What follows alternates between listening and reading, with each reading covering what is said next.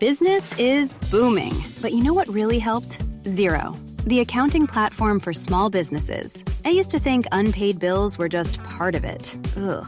But batch payments? Wow. Automated accounts payable? Even better. All in one place. That's a big one.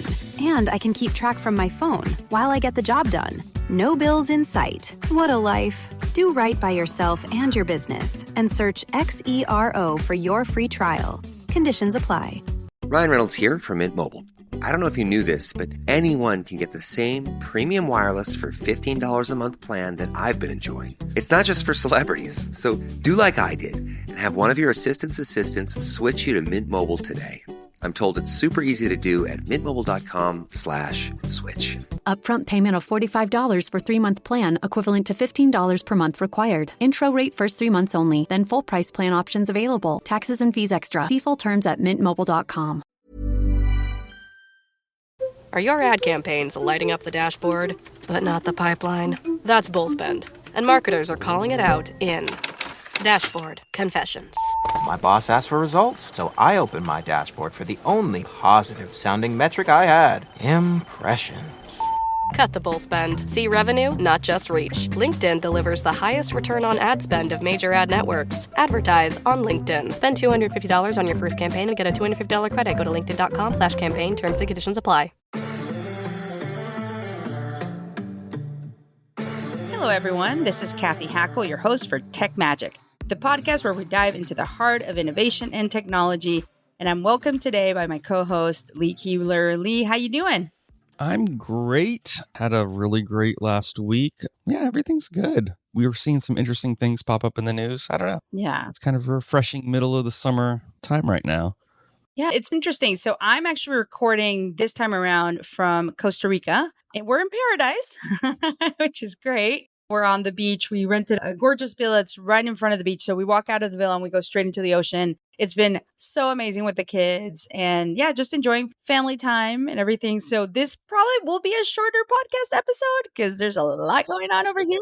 Oh, because Cathy wants to get back to the beach. That's what I'm hearing. Let's get back to the beach. Yeah. Yeah, okay. The waves are calling me. So, but you know, I think even though I'm having a great time here, there's still news happening. There's still a lot happening in the technology space, a lot of things in gaming that are starting to kind of pop up. AI continues to kind of be at the forefront of everyone's minds. And then, you know, Apple Vision Pro stuff happening as well. So maybe let's start talking about AI because I feel like that's top of mind, like I said, for most everyone. But there's been a lot of different articles coming out lately, even some reports by Goldman Sachs talking about AI and how they're potentially, this is a bubble right now. Whether it is a bubble or not, I think that there's a lot of discussion happening in the tech spaces as to whether this is a bubble or not, what the value of AI, what the cost of implementing generative AI specifically is. So it's been really interesting to read a whole bunch of articles coming up. The Goldman Sachs report was one that I think really started off the conversation. Jeffries as well, an analyst there, said that AI is already a bubble,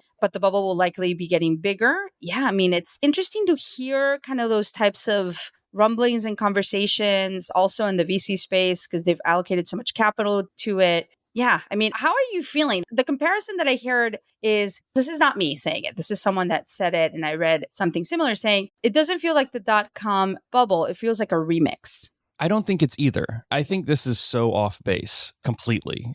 I do not believe that this is an AI bubble. I think that there will absolutely be the trough of disillusionment if you go with the typical technology hype cycle. You know what I mean? Yeah. Gartner's hype cycle. Right. But bubbles are created by a very simple humanistic approach to value grabs, and that is collecting. And that goes all the way to the .com bubble. So when you see what we would typically look at as, oh, a bubble's coming, it's because there's a market to be purchased and sold.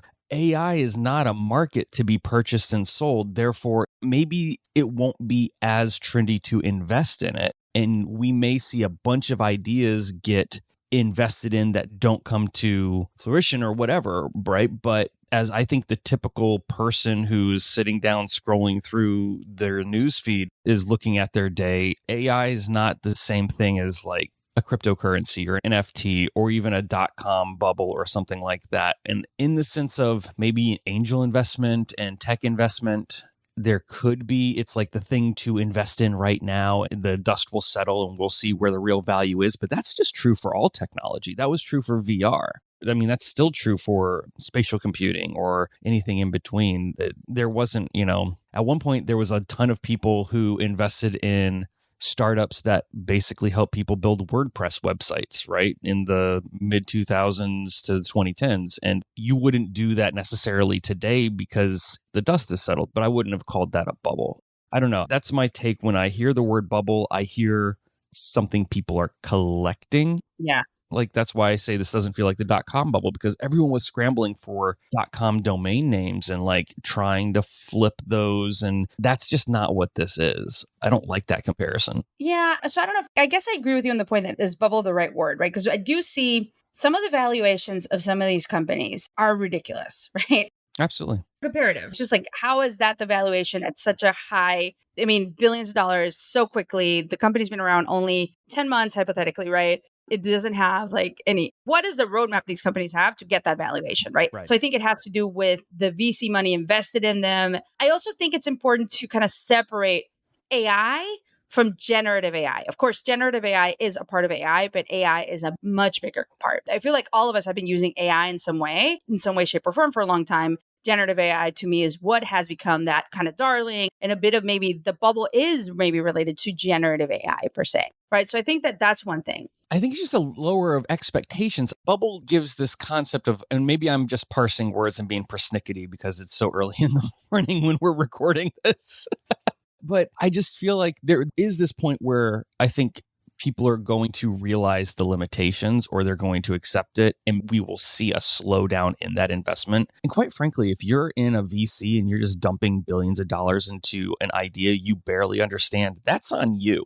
And this is true for, I think, VC in technology for the ages, is there's very poor vetting in a lot of these investments where I do question the sanity and why they happen. But yeah, maybe I'm just parsing words over the word bubble. It bothers me. It bothers you, yeah. I do think from a VC investment standpoint, sometimes it's founder driven and they're investing in the founder, right? So there's a lot of that happens in Silicon Valley. I've heard stories of people like getting an investment just in one meeting, which is, if you look at the normal way that a startup gets their, gets capital, it usually tends to be speaking to hundreds of VCs, getting tons of no's, et cetera. And sometimes there's a very charismatic founder and he immediately gets the check, right? So I think what we'll have to see, what happens with the market. Do you think there should be some type of correction? There needs to be some type of correction in the market? Like, some of these valuations to me seem overinflated, like just insane.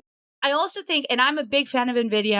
I'm an investor, of course, like most everyone nowadays, right? But how much can it continue, right? How much can it continue growing at at the speed that it's growing, right? So I wonder about that, right? I was talking to someone who's one of their parents has pretty much most of their investments, I think like close to 100% of their investments in stocks and shares in NVIDIA. And I said, wow, I'm sure they're doing great, but that seems a little risky to me right now to just put it all in one basket. So yeah.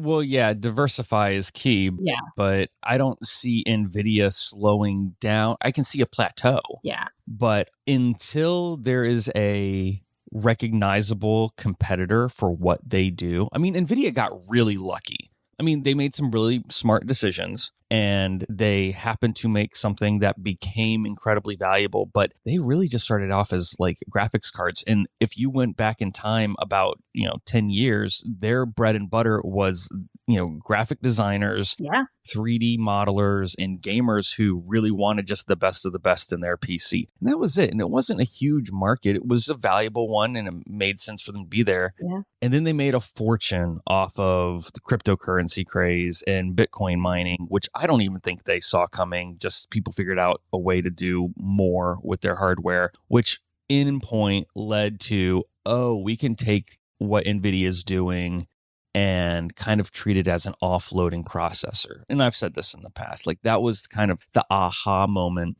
where people realized this isn't just a graphics card. This is basically an incredibly powerful processor that we can offload to. So as we see new AI servers pop up and they're being bolstered by NVIDIA, until someone can enter the market that has the value and stability and staying power as NVIDIA, I just don't see them dropping. Maybe plateauing, but I just don't see it dropping. I don't see them dropping, but can they continue to grow at the speed that they've been growing, at the rate they've been growing? That's what worries me. If you think long term they're going to continue this, Yeah. they're going to continue growing. I don't disagree with that. I do think the way they've grown at the rate they're growing, how sustainable is that in the next 18, 24 months, looking further out? Yeah, I think it is. So yeah, but I agree with you. I met NVIDIA, like to me, NVIDIA was a gaming company. Yeah. And then now it's like an AI chip company. So, and everyone's stockpiling, NVIDIA chips. So I don't know. Well, so much of what they've done has been based on the ingenuity of the user, right? Yeah. I don't think that they would ever give credit that direction, but so much of what they have had growth about is about like the user saying, oh, I can do more with this. And that includes even the AI approach to a lot of the stuff. So as they continue to hone their processors to fill in these gaps, they're following the market flow. In that sense, they're an incredibly, I think, responsible company where they know how to pivot without upheavals of their hardware. Yeah. I do think a lot of their stuff is like wildly overpriced and it becomes very hard. Like the gaming community has a love-hate relationship with NVIDIA because they want the hardware, but then as soon as the new hardware comes out, it's just unobtainable and wildly scalped on the market. And then their old hardware doesn't drop in price. So NVIDIA is kind of like the ticket scalpers is like the ticket master of like the gaming world, where it's just really hard to get their hardware. And then like what you'd think would go down in price doesn't immediately. But that's not a bad business model either. So yeah, I just don't. Yeah. I think they have the staying power. I really do. No, I think they have the staying power. I just don't know the rate of growth, if they can sustain that in the long term. We'll see. But I will tell you a personal story on kind of what. So my ex-husband said it was creating gaming computers for my kids. Was it like 2 years ago, 2.5 years ago? And I remember we went to Micro Center to try to buy all the components to like do this with the kids, right? Show them this is what you need to build a computer, blah, blah. And when we got to the graphics cards, they were like, you could only buy a certain number because it was limited because of everyone buying them for Bitcoin, like for mining, cryptocurrency. Yeah. And we needed a couple more. So we ended up having to buy them off like eBay or something for a ridiculous amount of money. So 100%, I completely have experience what you just mentioned about NVIDIA's equipment. So yeah, I remember having to pay way more than we would have paid. Like building that computer, we paid more for the graphics card than all the other stuff we were getting. It was crazy. In many cases, the graphics card is more powerful than the computer. Yeah. It is just basically like shoving a little computer into your computer. Yeah. It's wild what we're doing right now with graphics cards. I don't think anyone in the past would have saw this coming, but it's necessary. It's how you grow computer strength. Maybe I should tell my kids, let's get those graphic cards and sell them in the internet. And you can invest the rest of the money. So I don't know. Yeah. Anyway, I do want to kind of move on to some other news around AI as well and layoffs. So Intuit has said that they would lay off 1,800 workers and they're going to hire new ones to advance its AI ambitions. The company said the layoffs are about reallocating resources towards its most critical areas. This seems to be a topic of conversation also across, because in this case, they are doing layoffs because of AI, but because they want to hire talent that can help them with AI ambitions. So the question is, like, is this something that more companies are going to start doing? Then what about, this rush for AI talent? In the long term, and I'm already seeing this with Claude, for example, I feel like a lot of the people that were using ChatGPT and are kind of we're kind of really excited about Claude because it can actually do prompt engineering for you and the code creation. Like, it's just insane. When a company like Intuit's thinking about hiring for its AI ambitions, who are they thinking of hiring? Like, that's my question. I mean, yeah, developers, all these sorts of things, but I don't know. Like, if you fire all your sales and marketing people and just pretend like the AI is going to do all the sales and marketing, I don't know. It looks future forward. Like, this announcement looks future forward. It could be. But it worries me that if you take a lot of the people out that you might have needed, you might hurt yourself in the long run. This is the one time where I'm going to say, I get it. This kind of made sense as I went through this. Everyone had the same knee-jerk reaction because we've seen so many layoffs in like the entertainment sector. But let's be honest here, Intuit, or as most people know, Intuit QuickBooks, they're like a financial tracking company. They do very boring spreadsheet math. This is exactly where I think AI can hold a ton of evaluative data for the end user, right? Now, I didn't see what departments that they were cutting. Yeah. It may or may not be in their sales or, assistant areas. It would surprise me if it weren't, at least partly, because that seems to be where most of the people are getting cut off. But for them wanting to also rehire for the advancement of AI within their software, this Intuit is exactly where I would expect AI to be. I want something to be able to evaluate my financial patterns, my spending patterns, my company books, and give me really good and in-depth analysis with presumptive assumptions, as long as they're labeled as such, that can help me run my business's finances better, my home finances better. So like this makes sense. When you start talking about slashing writing staff from, my favorite TV show or, things like that, or we're going to dump 3D artists because we're just going to generative AI all of the art in our video games. Now you're getting into an area of, wait, what are we doing? Why everything's going to look the same? It's going to turn into an echo chamber. But in this particular case, I've been saying I want AI to do my taxes, right? Like, let's make AI boring. And not to offend Intuit, what they do for many people would be considered boring. And so seeing a pivot to that investment, this is where I'd want to see it. Now, that sucks for the people getting laid off. Yeah. Don't get me wrong. I feel for that. But all technology forces fires and hires. It just does. That's what technology does. It closes doors and opens new opportunities for employment and for innovation. And I think this is probably one of the healthier approaches to this problem. Yeah. And that's really interesting that you mentioned how you feel about like if they're replacing 3D artists, right, with generative AI or people in the gaming space. Because I feel, at least for me, it feels more personal, right? When it's like something like game developers. Our game developers are going to be replaced, with AI to create all these games. Like that hurts. Like that really hurts to hear that. Like it saddens me having worked with so many game developers, right? So I think it's also, for me, like when I look at these news, if it's closer to my industry or closer to what I do or whatever, like it feels more personal and it hurts a little bit more. I will say, do you think, the tech sector has been kind of rattled, obviously, over the last, year and a half, except if you're in generative AI. And I've had really interesting conversations with people working inside, Fortune 500s, large corporations. They're like, oh, I'm thinking of going somewhere else. And I'll literally tell them, I'll be like, stand there, wait it out. This is a year of a lot of changes and a lot of things, and you don't know what's going to happen next year. And someone said a phrase to me the other day and said, oh, someone told me to stay alive till 25, right? So stay alive till 25,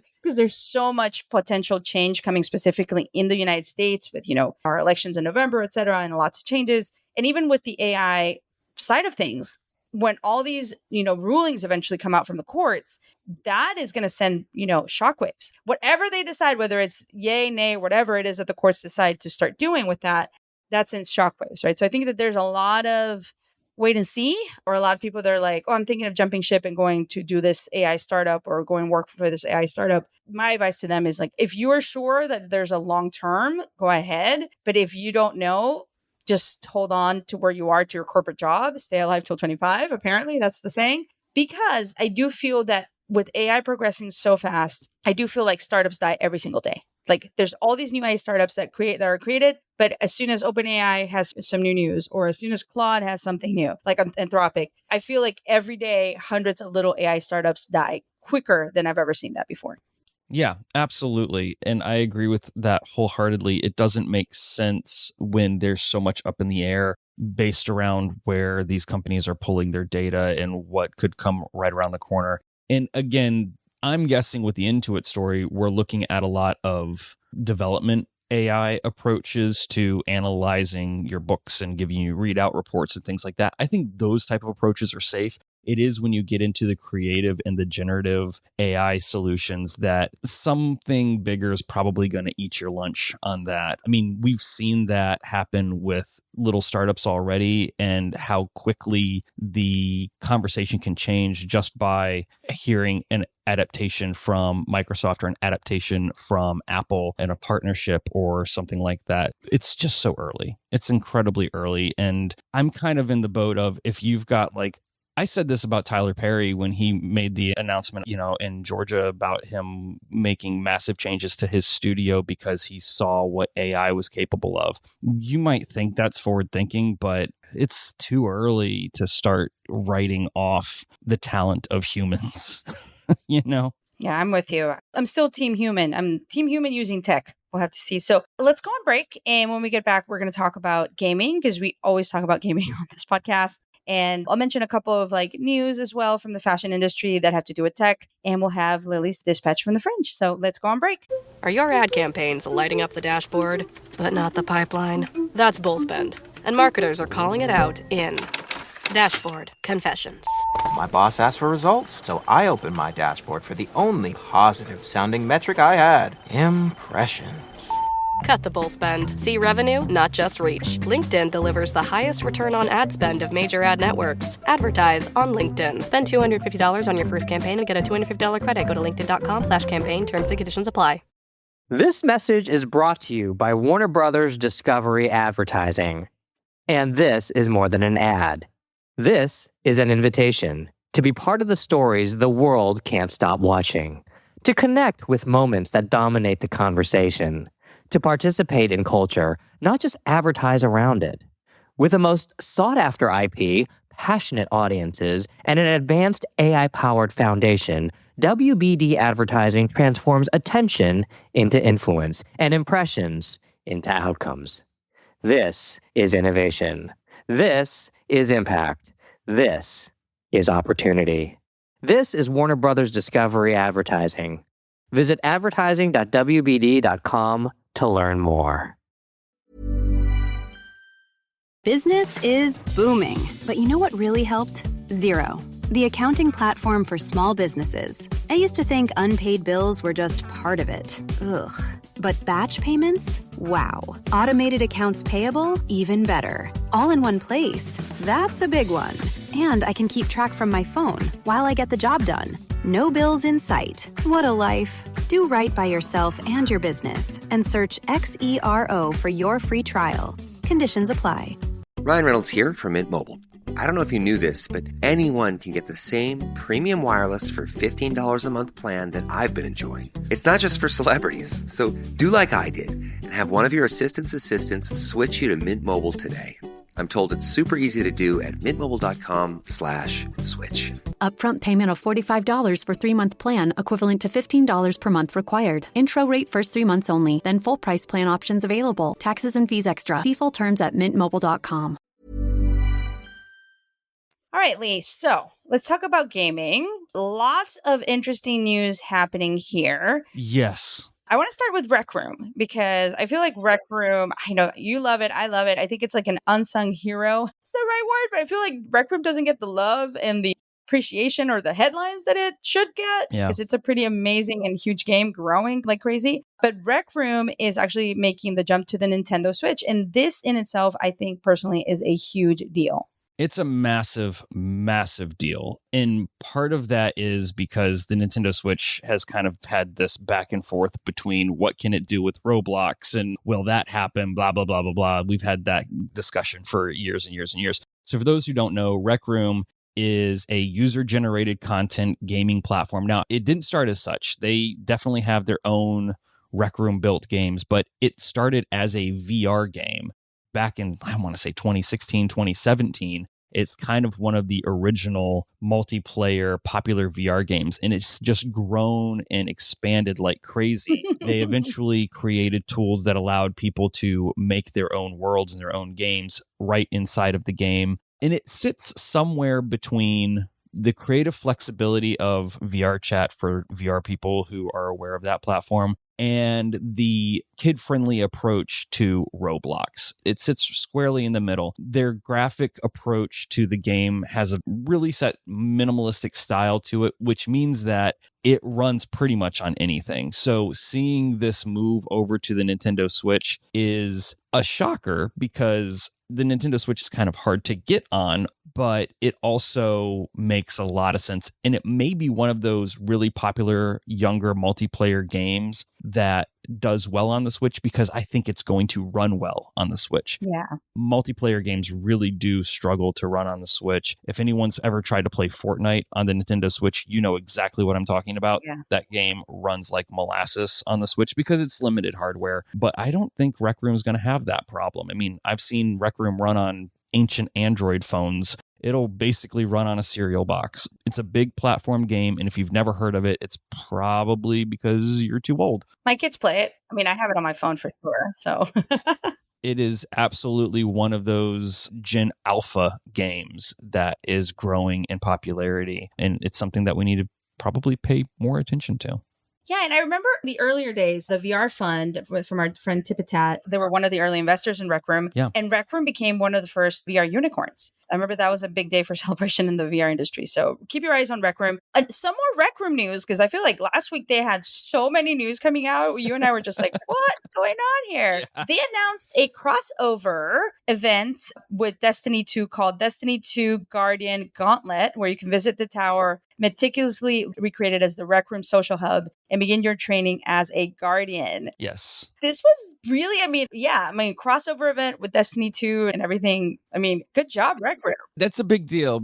It's a big deal because you've got Destiny 2, which is a pretty well-known video game. Yeah. But it's really a partnership with that game's publisher, Bungie. And Bungie has been around forever. So to see a large name in the game, such as Bungie, take time to collaborate with Rec Room, which most people in the gaming industry are just now, even though they have a huge player base, they're just now starting to pay attention to Rec Room as a platform. That's a really good sign and pretty exciting to see something like that because they don't compete. They really can use each other to support each other. I think what will be interesting is in the upcoming year or two, how Rec Room leverages its ability to do these type of events, these type of marketing pieces, especially coming to the Nintendo Switch. I think we're going to see Rec Room versus Roblox. I think this next year is going to be very interesting. The fight for the eyes of Gen Alpha, for sure. I think this is going to be a big deal. Yeah, and I think Gen Alpha, like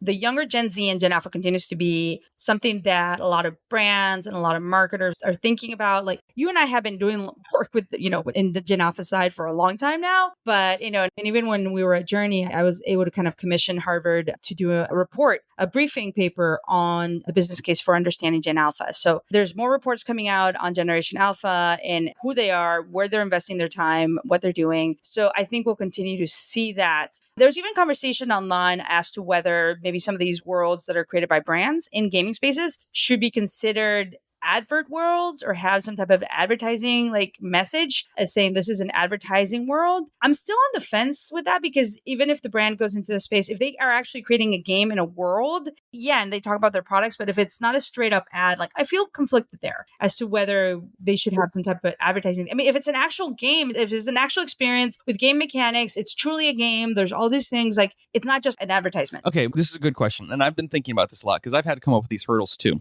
Yeah. Okay, here's the thing. The only people, if we're just going to be honest about this, the only people who care if it's labeled, if it's an advertising world or not, are the advertisers and people who push like legal paper. That's it. No one actually cares, right? So, okay, company X put a game on Roblox or Rec Room to advertise their stuff. And you've got to put a little disclaimer tag at the bottom of it saying this is an in-game advertisement. Literally no player cares. Nobody cares. No one reads it. I'm not going to say it's a waste of time, but it is a completely moot point for the players. The player cares if the game is fun. If the game's not fun, the player's not going to do it. No one's forcing them to play that game. So you see really good brands go into do amazing things inside of some of these games. And I always go back to Vans and how they made Vans World, which is this great skate park game in Roblox. Fantastic. No one cares if that thing is tagged as an advertisement or not because the game is good. I've seen brands that I will not mention go and try to do the same, and their games are horrible because they are just blatant advertisements. And as soon as a player goes in, they're like, this is nothing but billboards. Why am I here? There's nothing to do here. And they leave. Whether that is labeled as an advertisement or not makes no difference. To the player. To the player. And if anyone thinks that tag, oh, I don't want to go into this world because it's labeled as an advertisement. What are we doing? Well, I mean, go ahead and tag it, but it doesn't matter. Well, I do think there are, certain groups, like not certain nonprofits, certain groups that are kind of like policing that, right? Because they see it as kind of an intrusion into the younger generation. Yeah, because people are able to get like funding to start their nonprofits and make a paycheck. Like it doesn't, but at the end of the day, it doesn't matter. Like it doesn't change anything. Yeah, I will say this. Like, I do think, and the conversation comes from like when you're on social and you get hired to do something, like if you're an influencer, you get hired to do something, you do hashtag ad, right? You have to, like, just, you have to do that hashtag ad, right? Sure. But in this case, I think the collaborations are very clear, right? If a brand goes in to adopt me, it's very clear that they're going in to adopt me for a limited time. They're doing this, etc. It's a promotion. But these are influencers. Yeah, like, I don't know. I don't think the player cares if it's hashtag ad or not in that sense, right? Yeah, I mean, you can add it. You can say, yeah, this was an ad. But at the end of the day, this isn't like influencers who could be potentially manipulating an audience to go and do something that they're not really evaluated on. Yeah. Because it's just about a game, right? When an influencer who's popular on YouTube or TikToks has a following, a cult-like following, and they say, oh, I really like this brand because of X, Y, and Z, and they've never used that brand, and it turns out that that brand will give you hives. Yeah, that's a problem, right? But at the end of the day, when you're looking at like in-world video game that happens to be branded, which, let me repeat myself for the 100th time, has been happening since the invention of video games. Yeah. We've had brands in video games since the original arcade games. It's silly. And this isn't even like when we added parental advisory stickers to CDs because they had swear words. At least then you were parents who might be buying their kids songs were at least educated on the content that they were buying, and it may not be considered appropriate, or movie ratings so people knew where they were taking their kids. I think that those type of like decency ratings are perfectly fine and absolutely necessary when it comes to video games. Yeah. That's not what this is. But nonprofits forcing people to just say, hey, this is an advertisement. Do we really need a nonprofit to do that? Just like make it a setting, say, hey, this is an advertisement, and keep on trucking. Because if the game's not good, no one cares. If the game is good, it's great. Yeah. And if it's an advertisement or not, because it's got your brand in it, whatever. To me, I think the analogy that one with the influencer is really interesting, because usually it's like the influencer gets something and they have to post, right? They have to create the post, etc. When we're talking about like game creation, experience creation, video game creation, that is a long process. That takes a lot of work, right? Like you and I know this. So I think that it's a very different thing. But yeah, like I do understand maybe some of the other side on like, oh, you're protecting kids, etc., etc. So, we'll have to see. But at the end of the day, I agree with you wholeheartedly. The player is the one that decides. And whether it's an advertising or not, if the branded world is very successful, it's because people are going, because there's fun content, there's fun activities, and it is a good gaming experience. That's ultimately what wins. And it has nothing to do whether it's an advertisement or not. It has to do with it is a good game or is it a good gaming experience. Yep. All right, amazing. So some other gaming news before we go to some fashion news and Dispatch from the Fringe. Also a lot of movement happening, especially in the Middle East around gaming, which is to be expected. I mean, there's been a lot of push and a lot of gamers in the Middle East. But Saudi Arabia is actually allocating a bigger prize pot for their eSports World Cup. So the prize pot is bigger than what they have for the PGA. Okay, this is massive. I don't think people realize that because, when they were talking about Saudi Arabia and the PGA and all that. So eSports World Cup has a record prize pool of $60 million. All right. So that is more than the prize pot for the PGA. This is huge. I mean, once again, and I always go back to this, I feel like most of the world, most of corporate America, a lot of companies and brands still are not giving gaming the deserved respects and the space it respects. So I do like seeing this. And there is definitely, from having been in Saudi Arabia and seeing what they're trying to do with gaming, having conversations with folks there, they are definitely trying to push to become kind of an esports capital of sorts in Riyadh. I mean, that's going to take a lot of years and a lot of work, but that's happening. That alongside other news with the International Olympics Committee that announced last week. And this, I thought was also huge news from a gaming standpoint. They announced that they had partnered with Kingdom of Saudi Arabia to host the inaugural Olympic esports games in 2025. And I think it's a 20-year partnership. They announced this is a big announcement, I think, definitely for the Olympics Committee. And I think it's a 20-year partnership. They announced it right before, obviously right before the Paris Olympics start. I mean, for the Olympics to do this, like taking away who they're partnering with, et cetera, like just the fact that they're actually going to be partnering for the first one, Olympic esports games of 2025. I mean, that's a huge step for, I think, the Olympics Committee. You know what's missing from this story? What? What games? Yeah. Someone asked me that. I was like, I have no idea. I don't know.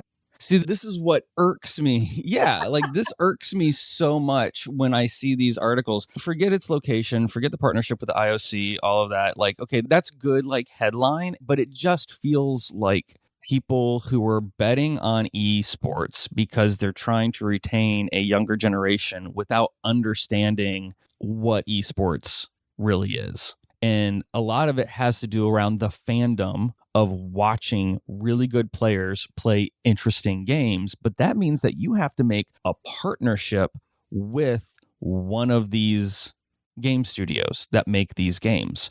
Because for like the Olympics, this isn't like, here's a sport, right, that anyone can obtain. That's not what this is. You know, it's not ski luge and it's not bobsledding. And, you know what I mean? It's not track and field. These are real branded video games that have huge followings that people enjoy watching amazing players who find really great ways to ultimately make the game as perfect as possible. And I never see that in these articles. So the reason I always get hesitation when I see stuff like this is because I look to Las Vegas, the gaming capital of the world. If Las Vegas is making an effort to host a game, you always see what it is that they're partnering on, what game they're partnering on. And you can go, oh, okay, they're holding this. And they don't ever make it a center point. It's just like, yeah, we're going to do an esports tournament. It's going to be with this game because we're doing it with this. And it's going to be sponsored by these brands and blah, blah, blah, blah, blah, blah, blah. I don't ever see that when it comes to a lot of these international approaches to esports. So until I do, it's okay, let's just going to wait until I hear why I should care. Yeah. And someone asked me that. They're like, what games? I was like, I actually don't know. I didn't say. So I'm sure we'll find out. But I do agree with that. That was the first question someone asked me when we were having a conversation about this. I do recommend for people that are interested in understanding this a little bit more, the esports side component, go to a tournament if you can. For me, it was probably like 5-6 years ago, I got invited to DreamHack in Atlanta. And I remember going and just understanding, getting it. When I saw the vibrant communities, the fans of the games and the players, the gamers, it all kind of made sense, crystal clear to me why esports was interesting. I mean, esports has had its ups and downs, etc. I'm still a big believer that there is a lot there. So we'll have to see. So we'll keep people updated when we hear about some of the games and things. I do want to share some fashion gaming news before we go to Dispatch from the Fringe that I'm very excited about. So the Council for Fashion Designers of America, the CFDA, which I got invited to go to their CFDA awards last year, which are the Oscars of fashion. I had really great conversations at my table about gaming and avatars. So when I saw this news, I was like, oh my gosh, this is fantastic. So the CFDA Vogue Fashion Fund has joined the Fashion League game. So Fashion League is a much anticipated free-to-play mobile game that is going to be launching soon. So they're partnering with the CFDA Vogue Fund in honor of the game's upcoming launch, as well as the fund's 20th anniversary. They're going to be doing some really fun stuff around New York Fashion Week in September, which September is Fashion Month, as many people know. And it's going to include limited time in-game and limited in-time game event, and also swag inside the game, including a 4-week fashion activation. So there's going to be styling challenges, all sorts of things happening. Just really excited. I'm excited to see the CFDA push innovation forward in the gaming space, because I had some really interesting conversations with them last year about this. So love seeing this. You know, this might not be big news for a lot of people, but this is really exciting for anyone working in fashion innovation. So not sure if you have much to say about that, but hey. I do think it's big news. Anytime that you can see an industry that, you know, hasn't historically been involved with the gaming industry. Yeah. Somehow the gaming industry is established and also emerging tech at the exact same time, which is just very unique to itself. I think that that's worth taking note of. Am I the target demographic? Probably not. And that's the point, because I'm already doing this. So that means that there's a new target demographic for these things that are bringing new people into the technology and into the gaming industry and vice versa. And that means that I'm not the leading demographic for gaming anymore, which is fantastic. That means that it's actually an established and well-growing arena. And that's why, as you said earlier, people who are ignoring the gaming industry as a platform are really missing the mark. And this is just another proof point that you're right on that. All right. So let's go to Dispatch from the Fringe from Lily and see what she has for us this week. Take it away, Lily. Are your ad campaigns lighting up the dashboard, but not the pipeline? That's bull spend. And marketers are calling it out in Dashboard Confessions. My boss asked for results, so I opened my dashboard for the only positive-sounding metric I had: impressions. Cut the bull spend. See revenue, not just reach. LinkedIn delivers the highest return on ad spend of major ad networks. Advertise on LinkedIn. Spend $250 on your first campaign and get a $250 credit. Go to linkedin.com/campaign. Terms and conditions apply. Business is booming, but you know what really helped? Xero, the accounting platform for small businesses. I used to think unpaid bills were just part of it. Ugh. But batch payments? Wow. Automated accounts payable? Even better. All in one place. That's a big one. And I can keep track from my phone while I get the job done. No bills in sight. What a life. Do right by yourself and your business and search XERO for your free trial. Conditions apply. Business is booming, but you know what really helped? Xero, the accounting platform for small businesses. I used to think spreadsheets were just part of it. Ugh. But real-time cash flow? Wow. Invoices that chase themselves? Even better. Books that automate? That's a big one. And I can keep track from my phone while I get the job done. No spreadsheet in sight. What a life. Do right by yourself and your business and search XERO for your free trial. Conditions apply. Hello, Cathy and Lee. Welcome to this week's Dispatch from the Fringe. I hope you're hungry because I have a lab-grown, cultured, cell-based meat meal for you. In this article from CNN, researchers have found an invention that could revolutionize meat.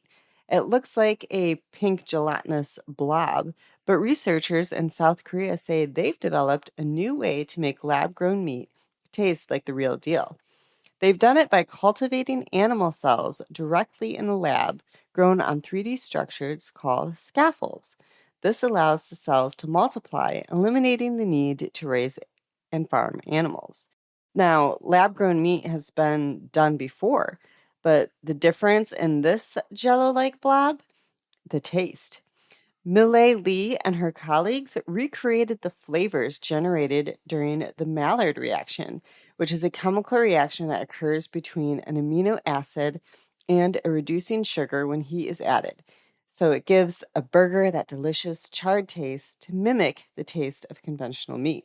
They do this by introducing a switchable flavor compound into a gelatin-based hydrogel to form something called a functional scaffold, which Lee described as the basic composition of the cultured meat.